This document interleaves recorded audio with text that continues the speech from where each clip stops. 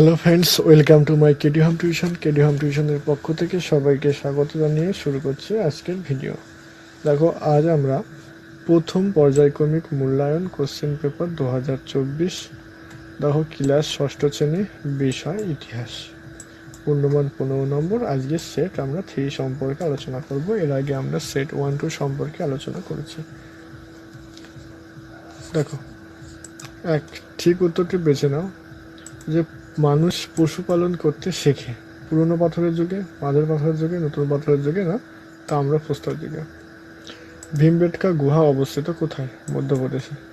হরপ্পার সভ্যতা ছিল কি? পাথরের যুগের সভ্যতা, লোহা যুগের সভ্যতা, কাঁসা ও তামা ব্রোঞ্জ যুগের সভ্যতা। ঠিক আছে। 2. হুনসিগি উপত্যকা কোথায় অবস্থিত? হরপ্পা সভ্যতার পূর্ব পশ্চিমের সীমানা বর্ণনা করো। তারপরে 3-এরটা যে কোনো একটি প্রশ্নের উত্তর লিখতে হবে, দুটি দেওয়া আছে। নতুন পাথরের যুগের দুটি বৈশিষ্ট্য লেখো। 2.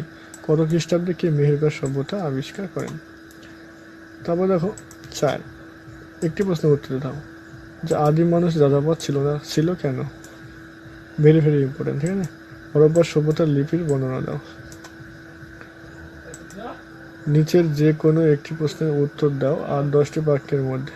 টিকা লেখো। ভীমবেটকা। 2. মহেঞ্জো-দারো স্নানাগার সম্পর্কে কি জানা যায়? হরপ্পা সভ্যতার শস্য মজুত রাখার ব্যবস্থা কেমন ছিল?